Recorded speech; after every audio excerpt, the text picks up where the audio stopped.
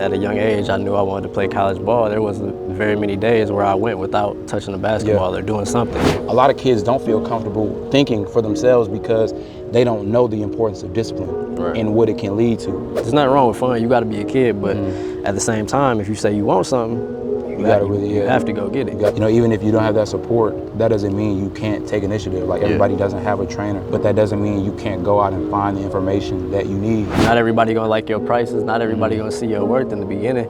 You just, you gotta keep going. You gotta rock with the ones that do. I have to be the first one to do what I want to do, and the more I am willing and bold enough to do it, the support system that I need will come along. But I have to be willing to do it. It's my job to make these kids uncomfortable and realize like they can do certain things that they don't necessarily believe that they can do.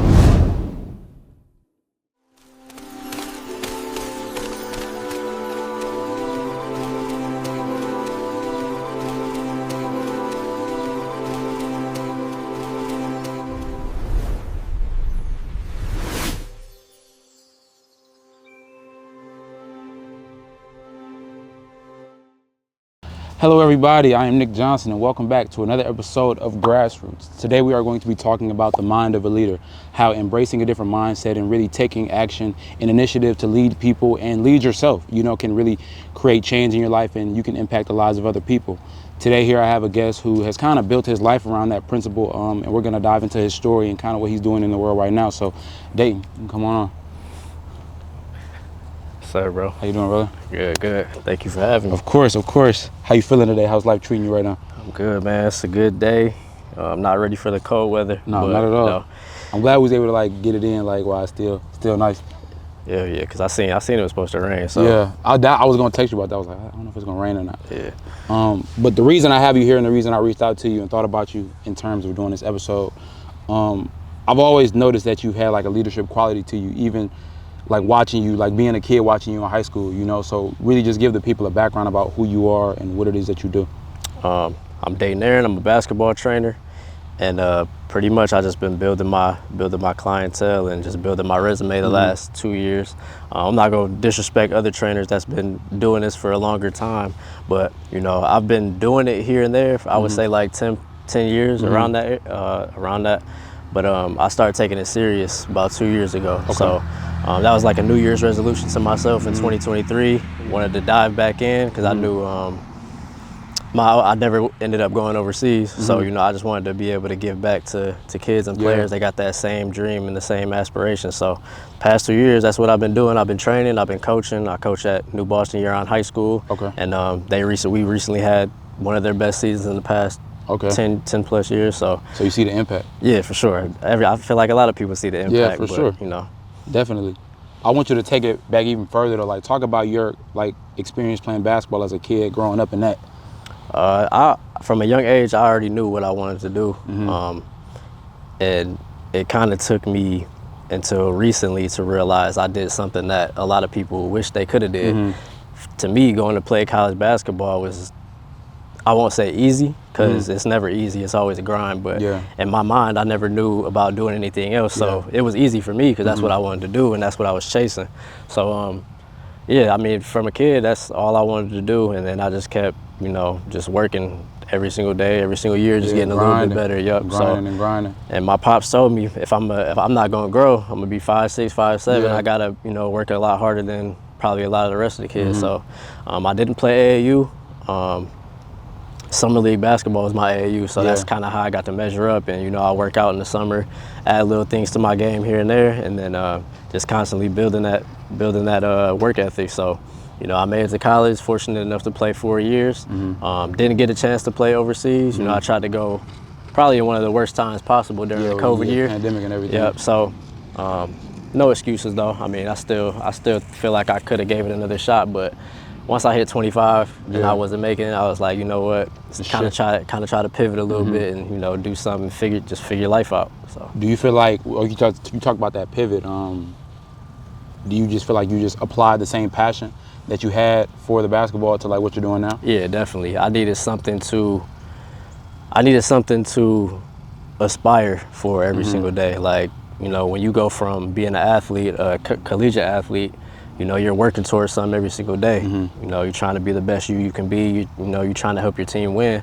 And then when you stop playing, it's like, shit, I mean, what's next? You know? you trying to figure out like, where is life gonna take me now? Yeah, so I just had to, you know, have a different mindset and put my mind on something else that'll not only help me but help others. And I feel like, you know, it took me a while to find it. You know, I wasn't really deep into the training, like right off the back. I didn't really know that this is what I would be doing, but with time, you know, it just kind of happened. So and I'm glad it happened. How was that transition period from exiting out of like playing basketball to now figuring out that you want to help people in their journey? I want to say I took a break from basketball, to be honest. Like, I wasn't loving it how I used to. Yeah. Because like I said, that competitive spirit, it just kind of like died in me for a little bit. Like, I didn't have nothing really to play for. And, you know, you go play at LA Fitness and that's like the NBA Finals to some dudes. And I'm like, I'm not about to be there, you know, all the time. Because your standard is high. You played on such a high level that you're not taking it as serious as some people. And it's like, I don't really have nothing to prove to nobody, but at the same time, I do love being competitive and stuff like that. So there was a point in time where I wasn't really playing basketball like that. And then, you know, pandemic stuff happened, and working different jobs here and there. And I was actually assistant manager at Crunch for a little bit. So I did that for nearly a year, but I felt like I was just wasting my life in there, bro. Like, as an assistant manager, I'm working 9 to 10 hour days. And it's a day like today. I'm just looking out the window like, dog. It's a whole world out there I could be exploring right now. Yeah, and I could be making my own schedule. I could be helping these kids, and like, so before I ended up getting fired, which is a whole nother story. it ain't even really a story. It's just basically I told my general manager I wanted to do my basketball training. Like, that's what I really had my mind on. And eventually I ended up getting fired a week later because they probably wanted me to be a GM, and I'm not trying to be a GM. So. That's kind of really what pushed me full-fledged into this training stuff. So I feel like if I would have never got fired from there, I probably would have never jumped all the way in. So this is my full time. This is what I do. A lot of time, those moments like that, not to cut you off, but it's like a blessing. You know, like me and my homie were just talking about this because I got fired from my job last year, and it was a period that I needed to have because it opened me up to what the world could be if I were intentional about setting my own time. Because I think that's what we really all want to do, is to like lead our own lives and not, I mean, you can occupy a position to where you're in a leadership position, but if that's not something that you actually want to do, you're going to be draining, you know, and like how you said, you're looking outside and the day is beautiful and you could actually be doing something that you want to do. And it's like, nah, like I'm here working on somebody else's what they want me to do, and it's like, nah, that's not what I want to do. And like, the pay was fine, the pay was consistent, you know, every 2 weeks you know what you got coming in, and then when you go from that to, damn, I kind of got to figure it out now. It make you go even harder because you don't know. You don't know. Ain't no handouts out here. Ain't nobody taking care of you. So, you know, that I feel like if that never happened, I might end up still there. You know. So you never know how life will work gonna work. So. Have you always like been a leader or had that mindset to like go after what you want? I believe so. I feel like from a young age, I never really followed the crowd. Like, you know the type of stuff kids get into middle school, like, you know, smoking, drinking, stuff like that. You know, I was never really that type of kid, and I made my own decisions once I felt like I was ready for that type of stuff. But I never really followed the crowd. I kind of always just been to myself anyway. So I feel like I always had leadership qualities. I'm not like the vocal leader. I'm more like lead by example. You know, that's what I've always picked up on about you. Is more so like quiet assassin type of vibe. It's like he don't say much, but you get the job done when it comes to like I never played against you in high school because I was always a year behind you, but I was in the locker rooms hearing like the scouting report. So I'm in there and I'm like, the coaches, they're like, okay, Carlson's got this, they got Daton and this and that.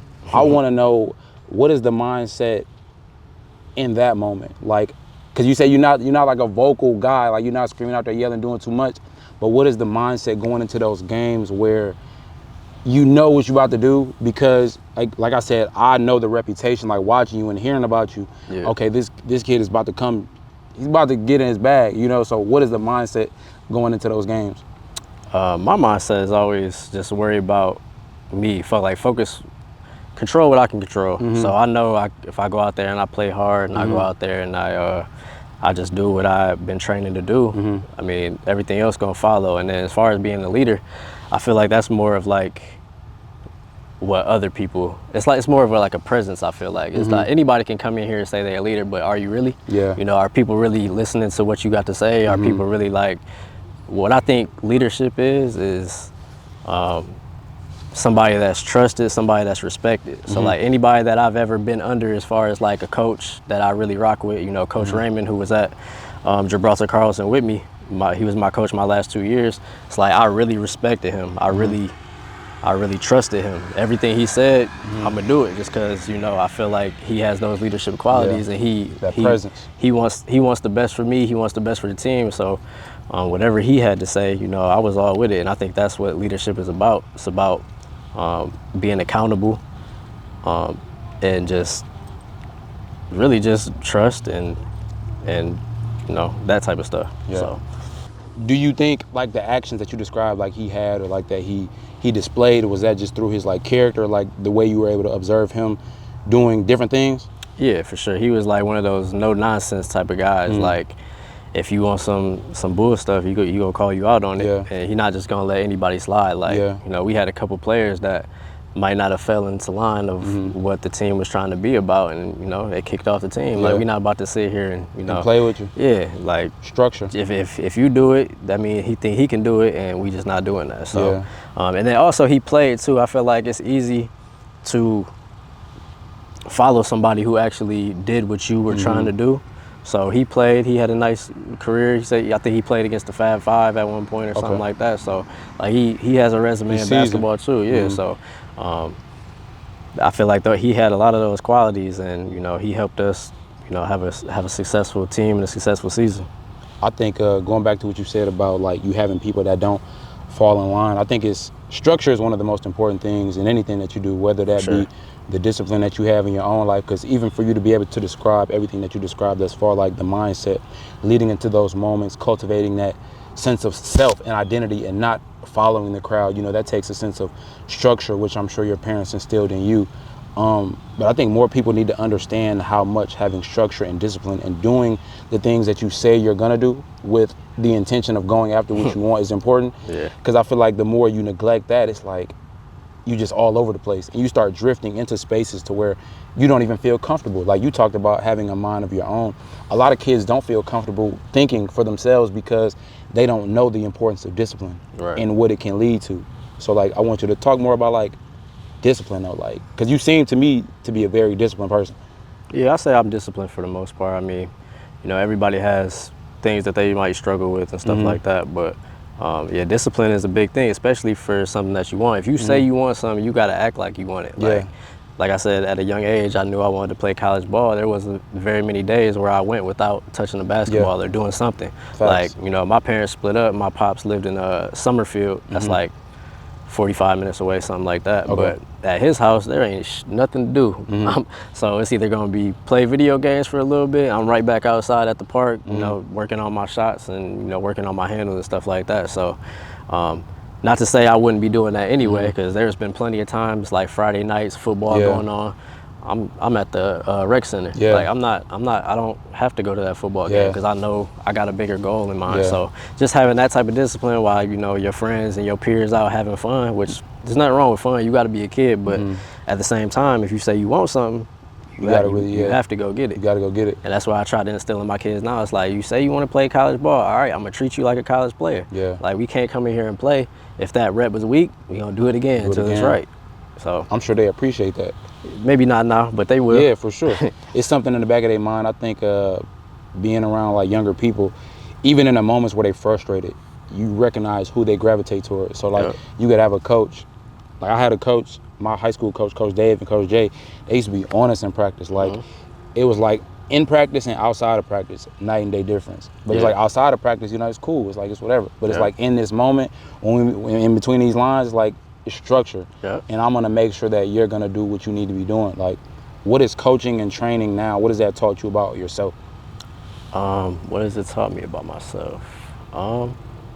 More patience. Because, you know, everybody, not that I'm the best player, but everybody can't do what I do or do what I did. So it's like sometimes I got to scale it back and be like, okay, let's start from square one. Like I feel like I have to do that nearly every training session that I have. It's like, okay, let me just work on a different way to maybe word this, or maybe a different way to demonstrate this, so this kid can grasp. Because like everybody learns a different way, everybody processes information differently. So that's what I had to realize, is like you can't just give a kid a certain task and hope that they get it. You kind of got to walk them through it sometimes, and that's no problem with that. Yeah, just be there with them, meeting people where they are. Right, exactly. And then, like you said, they'll appreciate that if they don't now as they get older. Yeah. Because, like you said, everybody's not on the same path and don't have the same set of gifts. And I think that things aren't always as black and white, especially when you're dealing with people. And I think that being a leader, that's something that you have to understand. Like our coaches and my uncles, they used to always say, as a point guard, you have to know your personnel.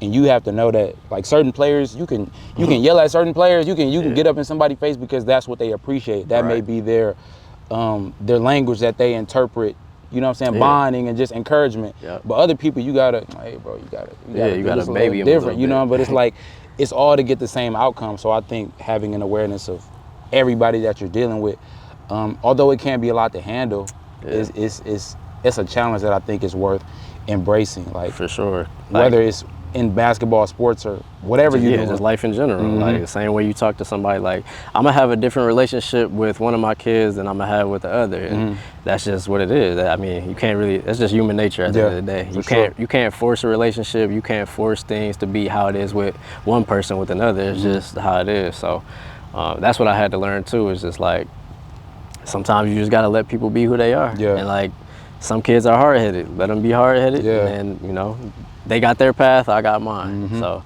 as long as you're showing up. Yeah, showing up the way you need to show up. Do you think doing that helps you have a better understanding of life outside of the game? Definitely, because basketball or sports in general and life go hand in hand. Like I don't think I would be where I'm at today in life without sports. Yeah.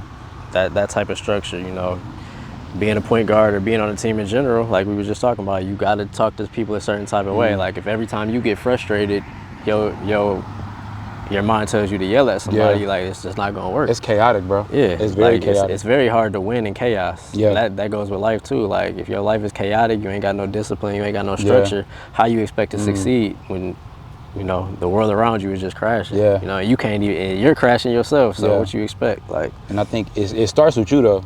It starts with your willingness to establish some type of like stability. Because like while the world is chaotic, if you like just be still for a second and be like, this is what I'm doing, this is what I'm on, things start to get a little bit clearer. You know what I'm saying?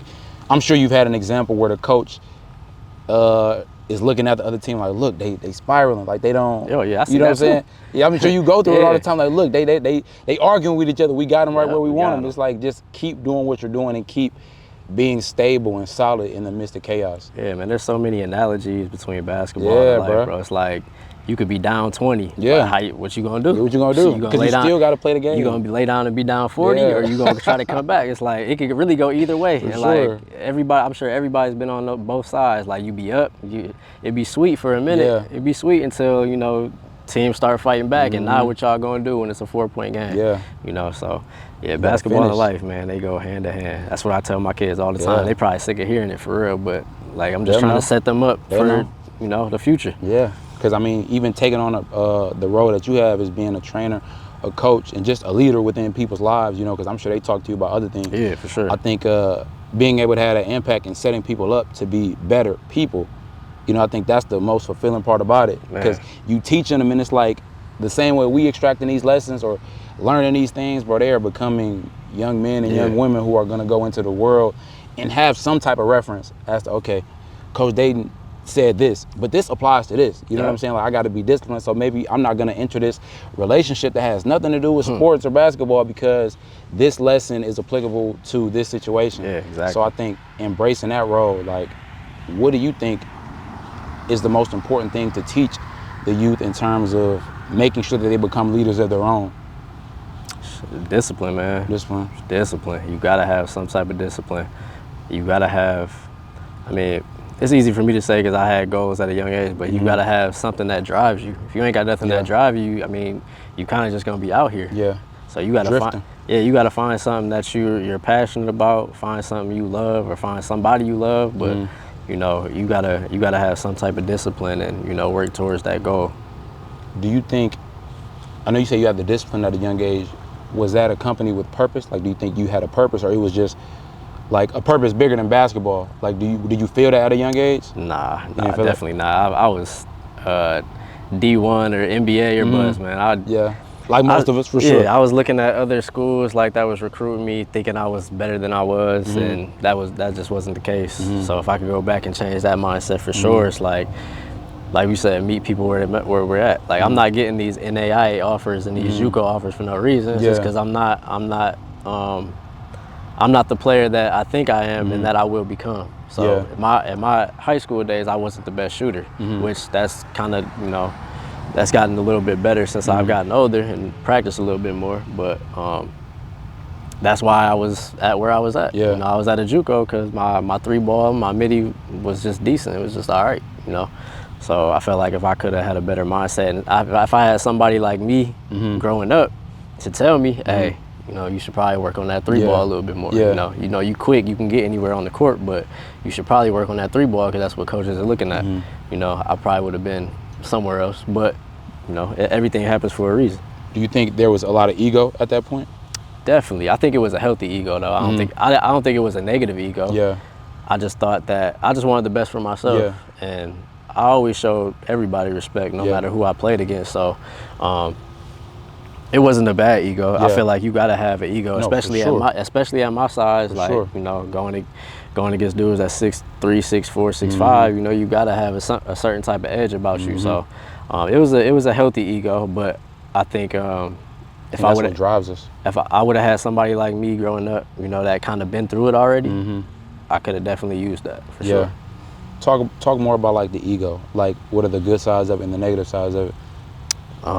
The good side of it is you can really be delusional, which you know, that can be a good thing. Like you know, if you got a player that I've seen players that are not that skilled, but you can't tell them that they're not the best on the court, and like that's the delusional ego I'm talking about. It's like, but they're not that good, but if you let them get going, they start talking, now they seem like they're the best players on the court, and I've seen that. And then I've seen other players that might not have that same type of ego or that same type of confidence, I guess you could say, and they might be skilled, but they're not showing up. They look scared out there. They don't have that same confidence that the other kid might have. So it could go either way. You know, we seen the bad egos where dudes just, you know, cocky arrogant, for no reason, arrogant, and don't respect nobody, whether it be teammates or opposing teams and stuff like that. But yeah, I feel like if you watch like NBA interviews or anything like that, they say you gotta have some type of ego to make it there. Michael Jordan talks about that. Yeah, it's a grind. Like you don't get there by accident. You gotta feel like you're him everywhere you go. Yeah, for sure. So I think it's that delusion that'll carry you, because you talked about how people could not be the most skilled, but I think the identity that they have of themselves in their mind, it's different. Yeah, it's different. So it's like, if I have an idea of who I am in my mind, I'm gonna show up as that. Regardless of if you thinking I'm not skilled or not, or maybe I might not be skilled, but in my mind, I'm the GOAT. Yeah, bro, bro think he's Steph Curry. That's why he shoot like that. That's why he keeps shooting. So it's like, okay, like his percentage may be bad, but he's getting up more shots than the person he's that's not scared. thinking about his percentage. He's thinking about, I'm gonna make this next one. Yeah. So I'm gonna make this next one. Right. That's how. Yeah, that's a perfect example, bro. I've seen plenty of times LA Fitness, whatever. I'm like, why bro keep shooting that? He think he's somebody else. Yeah, for sure. But then when a shot go in, it's just all you need is one shot to go in. And I think that's so like synonymous with life. You can delude yourself into being the best version of yourself, because all you need is one win to affirm all of those losses. I mean, because think about how many times people have lost, like all the losses you've taken. But it's like, bro, you win a ship, or if you, whatever it is that you win, whatever you're going after, it don't matter. Like you can have a history of bad relationships, like with people. I'll take it that like, one. But it's like, you find your perfect match. What does it really matter? Right. You know what I'm saying? You find what you're looking for, and you locked yourself into this mindset. I was just talking to my homegirl about that yesterday, but the law of assumption and just believing that you are who you want to be. You know what I'm saying? And carrying yourself like that. I think I had one of my homies, he said this about me like last year, like based off the way that I dress. He was like, bro, you can't tell him he not this. But it's like, in my mind, you literally can't. Right. Because I'm taking that responsibility of being who I want to be. And I think that as young people, they growing up, they need to understand that they have a choice in being who they want to be. It's not just about, okay, these group of people, they going over here, they drinking, they smoking, they doing whatever they want. Let them do that. But like how you mentioned earlier, having that mind of your own and understanding what you want out of life is like, I'm going to the league. Like I don't care what y'all talking about. I'm going to the league. Whether or not I get there or not is irrelevant at this moment, because that's where I know I'm going. And even if I don't get there, like, I've accomplished so much in just going after the things that I want. Yeah. You know, that's something that's big for me. Is And going when you after. say that makes me think of like, you just can't be scared to fail. Yeah. Like, Oh, you that's have a to, big like, one. I carry so much of a burden on myself throughout my whole career, bro. Like, I always had this unnecessary pressure on myself. It's like, don't nobody care as much as I care. Like, I have a bad game, I'm thinking everybody talking about it. Like, man, he was whack as hell that game. Like, that's who they think. And I would beat myself up about that after every bad game. Or, you know, I always looked at losses a little bit different than wins, because, like, if I'm winning, that's what I'm supposed to do. But if I lose, it's like, I can't have that on my conscience. Like, I need my get back now, you know? So I always held that. It got a little bit better, like, during my senior year. You know, I kind of put that ego to the side. But if I had that delusional ego, I probably would have still been trying to chase the overseas stuff. And it's just like, I just kind of lost it at that point. I didn't really want it no more. Do you think that was a positive or a negative? Or it's just kind of in the middle? It's kind of in the middle. You never know. Yeah. Because I could have a whole different life right now if I didn't, you know, if I didn't stop playing, you know. But that's probably in another life. Yeah, that's another time. Yeah. Another simulation. Yeah, facts. if we get to run it back, you can make different decisions. Right. That's something I've been thinking about a lot, like just all of the possibilities that we had. Yeah, you know? one thing can change the whole trajectory of your life. I think that's why it's so important to be intentional. Yeah. Like, you got to be intentional about the decisions that you're making, because one wrong move, and not to say that we should just be paranoid, but and it might not even be a wrong move though. It might just be, you know, you going through life and, you know, something happened, now you just pivot to something else. So I don't look at it as right or wrong. I just look at it like that's what was supposed to happen in this life. And maybe in another life you did do that, and it probably changed the whole trajectory. But, you know, in this life we make these decisions, we live with them. We can't really see what happened afterwards, and we can't see what happened before. So I think, like, the story, we're always writing a story. As long as you're writing your story and doing what you want and acting on that highest passion in that moment, you know, because, like, the passion can change and the passion can transfer. So, like, the passion from you playing basketball to now having the passion for teaching others, not only because of basketball or, like, health or fitness, but just, like, in life in general. I think that whatever medium we choose to express our gifts, I think it's all based around our intention. So it's like you being that leader that you've been and now taking on these different roles. At least, like, from the outside looking in, it all seems as if the main intention is to help. You know what I'm saying? To help those you come in contact with and to better people, you know, because you don't have to do those things. You could still be doing whatever else you want to do. Or you could, like a lot of people, they just drop it all and then just chill. How important do you think your intention has been in making you the person that you are right now and continuing to make the decisions you make? Say that again, my bad. How important do you think your intention is or like, what is your intention? Let's start there. Okay, yeah. What is your intention? I mean, my intention is, you know, obviously, like you said, to help other kids or other players reach their goals and what they want to do. But also on the selfish side of it, I just want to be able to do something that I love, and I don't want to work a job that I hate, bro. Yeah, like, bro. That's my thing. It's like, I don't want to, like the current situation, like, I don't want to be working for somebody else 9 hours out the day, sitting at the front desk like, damn, you know, I'm here for 9 hours, I can't go home. Can't go home. Like, I gotta, you know, ask to go on my lunch break and stuff like that. You know, with this, I make my own schedule. I get to, you know, meet as many kids as I can. I get to, with the crunch, being a personal trainer as well, you know, like I get to make my own schedule with that too. So on the selfish side, I just want that freedom, and then I also want to help as many people as I can.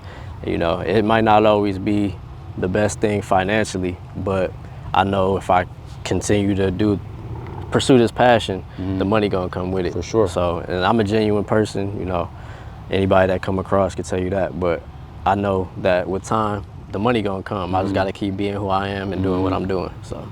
I think you touched on something important there, just about, like, the selfish aspect of it. Because I think we try to portray certain things because the intention is always there, but I think sometimes people do neglect the fact that they have their own needs in the process of this life. And you know what I'm saying, you shouldn't compromise or sacrifice what you want, but I think meeting in the middle, like finding how you can impact while still living a life that's fulfilling to you, because you don't want to give to the point where you're drained, right? You know, because now you can't even really show up. I don't want to live my life for somebody else. That's kind of where I'm at with it. Like, it's been so many situations where I'm doing things for other people that I might not even want to do. And sometimes you got to say no. Sometimes you just got to be selfish with your time, and you know, selfish with your money, and you know, just selfish with you. And you got to kind of just do what you want to do sometimes. Like, I went out my way for a lot of people. So, like you said, it gets draining, bro. Sometimes you just got to be selfish. And given the fact you're a couple years older than me, or like a year older than me, like, and I'm dealing with that now, what advice would you give to somebody who's trying to navigate that but still wanting to maintain the relationship? Ask yourself, if roles are reversed, would they do it for you? You know, some people that take advantage of you, some people that ask you for something that they couldn't necessarily give you. So I would just say make sure it can be reciprocated. Not to say, you know, just ask for some stuff, but you know, you got to keep genuine people around you. And I feel like, you know, my support system is probably the best thing that I have. Like, without my support system, I wouldn't be able to do what I do right now. That's major. Just making sure that, you know, things can be reciprocated if, you know, if the shoe was on the other foot. That's major. Do you think, like, working with people who may not have that support system, what advice would you give them? Because I know that's a big thing you see working with kids. It's tough, man. Even like some kids that I work with or have worked with that, you know, might not be financially able to train with me all the time. I remember one of my last videos, I said, you don't need a trainer. And that's coming from a trainer. Like, you really don't. I didn't have one. You know, I'm sure a lot of other people that play basketball didn't have one. So it's like, what I would say to you, kind of just gotta, you know, figure it out. I mean, not just in the training aspect, you know, you don't need somebody to go tell you to, you know, dribble the ball or shoot the ball. You kind of just gotta go out there and do it if that's what you want to do. But yeah, as far as the support system goes, that's tough, man. I don't really know how to navigate that because I've always had it. Like, I don't know what I would do, you know. I think you kind of answered the question, or at least I extracted an answer from it. Like, taking initiative. You know, even if you don't have that support, that doesn't mean you can't take initiative. Like, everybody doesn't have a trainer, but that doesn't mean you can't go out and find the information that you need. And you said something earlier about how, like, things will fall into place once you get the things like rolling. So I think even through my own experience, I've learned I have to be the first one to do what I want to do. Right. And the more I am willing and bold enough to do it, the people that I want to attract, like the support system that I need will come along. But I have to be willing to do it because people like to help a ship that's in motion. You know, everybody has things that are going on in their own lives. So it's like, you can't expect people, although, you know what I'm saying, you may need it sometimes. A lot of people just are in that unfortunate situation where you may not have it. And I mean, and that is very much unfortunate. And I empathize with those people, but that doesn't mean that you shouldn't go after what you want just because you didn't get the same car somebody else got. Right, it's pretty much just like making excuses. You know what I'm saying? Like, if I didn't have my support system, I definitely would figure it out. And I might not be doing what I'm doing right now, but you know, if this is what I truly wanted to do, I would make sure I figure out a way to do it. You know, because even when I was working at Crunch as an assistant manager, that's kind of when I started to get back into the training. So I wasn't training as much as I am now, but I was training 2 or 3 times out the week still, because I just wanted to have that just build that clientele up. So it was already in motion, and then when I got fired, I really put it into motion, and I had a lot more free time. You know? So I think that, you know, like we were saying, you kind of just got to go out and do it. Nobody gonna do it for you. And that's really what being a leader is about, being willing to be the first and not being afraid to fail. Like, looking at like my past, I've had aspects of that within myself. Like, bro, I should have just did it. I should have just did it. I was talking to my homegirl yesterday. We were talking about failing as fast as possible and not being afraid to fail, because like how you said earlier, people aren't as invested into you as they think you are. You know, like if you lose a game, people may talk about it for At night. A night, you know, whatever. But at the end of the day, like, they're not gonna think about it as much as you are, and you have to live with your thoughts. Yeah. So you better make sure they're positive. Right. You know what I'm saying? And constructive. Well, for me on the personal training side, well, really on the basketball training side too, it's like you're gonna get rejected. Like I'm not at the point where I'm out here seeking clients now or players now, because it's more like word of mouth. They're usually coming to me now. But in the beginning, you kind of just gotta deal with the rejection. Like, not everybody's gonna want to train with you. Not everybody gonna like your prices. Not everybody gonna see your worth. In the beginning, you just, you know, gotta keep going. You gotta rock with the ones that do, and then they gonna tell somebody, and then they gonna tell somebody. So it's like, yeah, that's major. You can't you have to hear no. Like, you just have to. That's life. Major. I think that's a part of the journey, especially when you become ready to put yourself out there. It's like you're gonna feel rejection early on, and a lot of times we take it personal. It's like it's not so much personal. It's just about that person's situation, and maybe it just doesn't align with you. But I think getting over that and getting to the point of where you can appreciate the people that are around you, because I know how it is. Like, especially with social media, oh, they not liking my stuff. They not sharing. Why nobody doing this? Why nobody doing that? But it's like, bro, there are people that are, and that not only that are liking and sharing or whatever, but there are people, whether you realize it or not, that look forward to seeing whatever it is that you're doing every day. And even if they're not liking it, they probably, you know, they might be saving it. You know, I'll post a workout video or something like that. Let me save that. I ain't gonna like it, but I'm gonna save it. I'm gonna save it for whatever reason. But it's like, as long as you continue to act on your highest purpose and go to the direction that you've been called on, bro. That's kind of where I had to realize too, because I do my series is called The Pivot, and I would reach out to some of these trainers, and maybe I don't hear back, or you know, maybe just things don't fall in line. I'm like, damn, like, it ain't that hard to just connect. You know, I mean, you got your platform over here, I got my platform over here. I would think they would mesh because we kind of doing the same thing, but you know, everybody not going to want to work, and that's fine. You know, you kind of just gotta. Yeah. I've been dealing with that, like, since I started this platform. It's like, everybody not gonna want to work, and that's fine. You know, I did take a couple things personal at the beginning, but I think that's just a part of it. But stepping back, like how you say, everybody has things going on, and you never fully know what somebody is like dealing with. Right. You know, and really empathizing with that, because people don't know what you're dealing with. Exactly. You know what I'm saying? You can show up every day with a smile or whatever, but nobody really knows the details and the inner workings of what you have going on in your life. So just not taking things so personal, the good or the bad. You know, it's just dealing with the people that want to deal with you. And I don't even like dealing, because that sounds like negative, but just like working with and aligning yourself with the people that want to work with you and just find value in what you're doing. Yeah, that's where you find your true purpose at. If you go out here just chasing these, you know, somebody might have all these followers. You go out there chasing that interview, or you chasing that trainer to get a session, and it's like, that person might not even be who you really need in your life, or in that episode, or whatever the case may be. You might not gain nothing from that person. So it's like, there's probably a reason why we're not connecting with certain people. It's just like, we don't need to.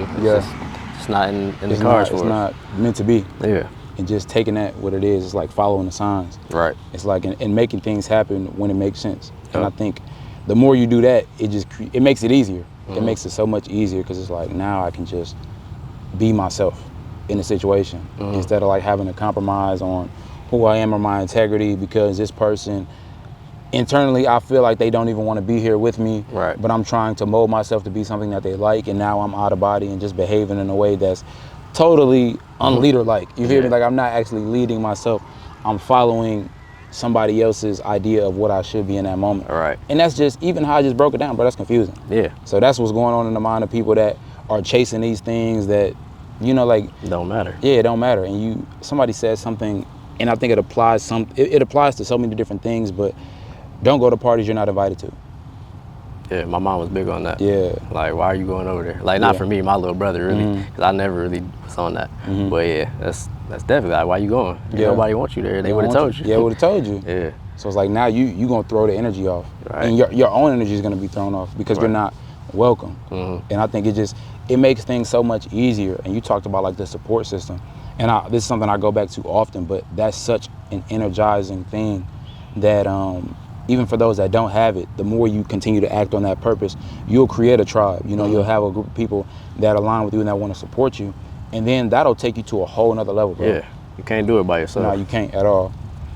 Can't take it all the way. Like, you're gonna need people that want to see you win, and just, you know what I'm saying, have your best interests at heart. For sure. And give energy towards like what you got going on. Yep. One question. If you have, what's one thing you would like people to know in terms of embracing the mind of a leader, you know, and just for anybody watching that may feel lost and don't feel like they have control or discipline over their life, what would you give them? I think a lot of discipline and a lot of structure, it starts, you know, for me at least, I feel like it starts in the gym. Like if you can get to the gym early, lift some weights, listen to some music, like that's my therapy. I'll go to the gym 7 days out the week just so I can clear my mind. So I feel like, you know, do that. Like just go to the gym. You know, a lot of people deal with depression and, you know, mental issues and stuff like that. You know, I won't dive too deep into it, but you know, when I was in that depressive state, like that's all I wanted to do was be in the gym or be in the weight room just so I can get my mind off things. That's going to help unclear your mind a little bit. Definitely. Or clear your mind a little bit, so it won't be as foggy. But yeah, if you don't got no discipline or structure, I think I feel like it really starts in the gym or the weight room or something like that. For sure. That's where people can kind of set that foundation. Yeah. I think that's big because you're pouring right into yourself. Yeah. And whether you go in there and you have a great workout or you just in there, you know what I'm saying, picking up on the energy. I always say it do more now for my mental than it does for my physical. For so sure. like, yeah, it's gonna make you feel better. As far as like physically, you're gonna look stronger and stuff like that. But for me mentally, that's the biggest thing. That's really all I care about. That's why I continue to go to the gym now. Because I feel like I'm not really in the gym trying to lift the whole gym. I'm just there trying to, you know, make sure my mind stay right. And then enhancing your physical at the same time. It's like they go hand in hand. Yeah. And I feel like it's important. It's really important that people understand that they go hand in hand. Yeah. Because I feel like a lot of times people focus on too much of one and neglect the other. Yeah. To where you feel like only having one will fill the holes that you have. But it's like, no, it's a whole process. Like if you feel like you're an incomplete person, because that's the part of life. Like we go through traumas as kids, and you know what I'm saying, we have these holes in our identity, you know, and as adults we have to fill them through purpose and through just intentional action. So I think that the more you focus on making yourself a complete person is very important. So just as much as you value that physical aspect, value that mental, you know, value that spiritual, value that connection that you have with the people around you. Or if you don't, just be intentional about finding these people and expressing yourself in a way that people can attract to you. Right. So I think, that's like the whole overarching principle, like just doing what you can to become like a complete person. So I think that's it, bro. Appreciate you, bro. For sure, bro. I appreciate you coming on, brother. Man, it was my honor, man. Definitely. I think I definitely want to, like, with doing these, I want to continue to have them as we progress throughout life, you know, just to kind of like track the progress of everybody, you know what I'm saying? So some years come down or like whatever, you know what I'm saying, however much time goes by, and we can kind of see the progress that we made, because even in doing this, like I want to create a platform for people that I see are being intentional. And just to like give you your flowers, bro, like I've always like admired the way you carried yourself, like very much. I can see the focus through like the action that you take. Like I said, being in those locker rooms, like not getting the chance to play against you officially in those high school games, but seeing that, okay, this person is serious about this moment here right now, and seeing how that has been able to translate to different aspects of your life, bro. So I just want to say, like, proud of you definitely for doing that and continuing to follow wherever, you know what I'm saying, you feel that you need to go, you know what I'm saying, and continue on that path, because you're making a difference in the lives of so many people. Like a lot of these kids, bro, like I know the reverence that I look at my old coaches with, whether they're coaching now or whatever it is that they're doing, like the impact that they've left on my life is very much like a grand impact. You know, I think about it all the time, and I talk about like my high school coach Willis. Every time I hoop, bro, I do this drill, and we call it the Willis rollout. And it's basically like you stand in front of the rim and you shoot, and then you go back like a foot, and you just, it's form shooting. And like every time I do it, I play way better. And I'm just thinking about, because he passed a couple years ago, and I'm like, bro, that's what it's about. Because now when I have a son and he wants to hoop, I'm gonna teach him the Willis rollout. He don't know who Willis is, like, but he's gonna know the Willis. He's like, who's Willis? Like, what is that? But it's about doing things with intention to not only walk in your purpose, but to help the next person reach their potential or reach wherever they want to go. We all trying to help each other make our dreams come true in the process of making our own come true. So that's all it's about, man. Can't stress that enough. So I, for sure, like when you told me what this was, what Grassroots was, I for sure, like, I knew I had to come on here. For sure. I appreciate you for coming on here too. Man, it's just cool hearing a different perspective, because like you said, we live in our own mind and we got a different perception about ourselves. You never know who watching, you know, other people got their perspective about you too, so it's always cool to hear that. You know, I feel like I got a good name in the community. You know, I haven't played high school ball in 11 years, 12 years now. Damn, yeah, 12 years. It's crazy. Crazy. So just to hear these things is refreshing for sure. You know, because I'm sure you are too. I'm hard on myself, like, definitely. You know, especially when life be life and you just be looking like, damn, man, like, is it really worth it, you know?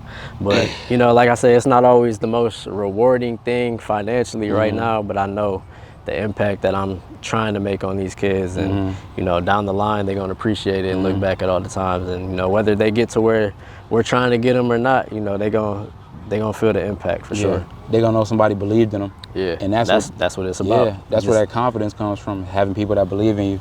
Man, whenever I'm training, it's my job to make these kids uncomfortable and realize, like, they can do certain things that they don't necessarily believe that they can do. Like, I'll tell them to do a drill, and they'll just look at me crazy, like, nah, I'm like, do it. Yeah, do like, it. You know, one of the kids that just went to college for me, he goes to Siena Heights now. Okay. Challenged him. He's a good shooter. He shot 49% from the three his senior year, which is crazy, unheard of. But I told him to make 10 threes in a row. He looked at me crazy. I'm like, bro, you shoot 49% in the game. Yeah. There's no reason you can't make 10 in a row. In practice. Yeah, for like, sure. You just do it, bro. And like, we set that bar, set that standard for him every time now. So now when I see him, he always trying to win up it. So that's what it's about, just getting them out of that mental block. Zone, that mental block is like, I can go way past that. So, and I think it's important to have people that push you, whether you like it or not. Right. You know, like I had like uncles and my dad, and I just had all of these people who believed in me at times where I didn't even really believe in myself. You know, or like, it's not that I didn't believe in myself, but I'm not even thinking as far as where it could go. You know, so having somebody that can challenge your limits, you know, and understand that the cap that you have is just imaginary. Thinking about like what you can do, because somebody may only want to go like here, like, and that mental block is only in our mind. If we not believing in ourselves, you got somebody else that believe in you. They see you in a whole different light. So if somebody else believe in you, you have no choice but to believe in yourself at that point. You know, and because you're doing a disservice to everybody that's really pouring into you, because you see it, bro. Like, dealing with kids or just dealing with people in general, a lot of times people settle on their potential and they compromise, but it's like, nah, but you can do so much more. You can be so much more. I think a lot of times people are just afraid to push that limit, you know, and fail. Like, bro, failing is so fun. Like, the more you do it, it becomes fun, and you kind of embrace it, because it's like, I know, and I've just learned this throughout the years, because I've had moments where I go in and out of that mode. You know, it's like I'm here, I'm locked in, and I see the benefits, but then it's like my old identity is kind of pulling me back. Because it's like, it's kind of getting too much for me to handle. But it's like, I always recognize on the other side of that failure, or the perceived failure, but more so the willingness to just do something that I'm uncomfortable with. There's always a lesson learned, and it's always not as bad as you think it was. No, it's bro. never, It ain't gonna be that bad, bro. Right. So embracing that, bro, and I think that continuing to have that discipline and structure that you talked about, it'll take people far. For sure. Yes, sir. No, this was a great one, bro. I really appreciate you coming on. For anybody watching, you know, if you really want to embrace the mind of a leader, really listen to a lot of what Daton was saying. He has a lot of experience.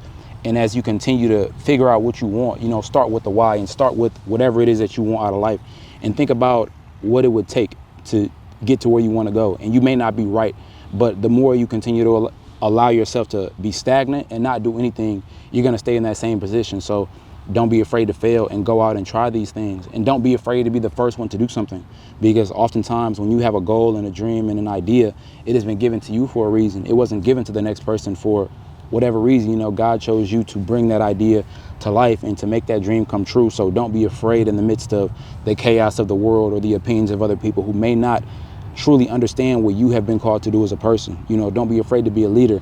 Don't be afraid, especially as a young person, to be disciplined, to have structure. It's never a bad thing to have discipline within your life, you know, because you need that, and that's what's going to take you to the next level. So once again, Daton, bro, I really appreciate you coming on this platform, bro. Thank all of you for watching this episode. It has been another episode of Grassroots. I am Nick Johnson, aka your favorite cousin, and if I haven't already, I officially welcome you all to the Purple Era. I will catch you on the next one. Yes, sir. Bro. Needed that. Let's get money.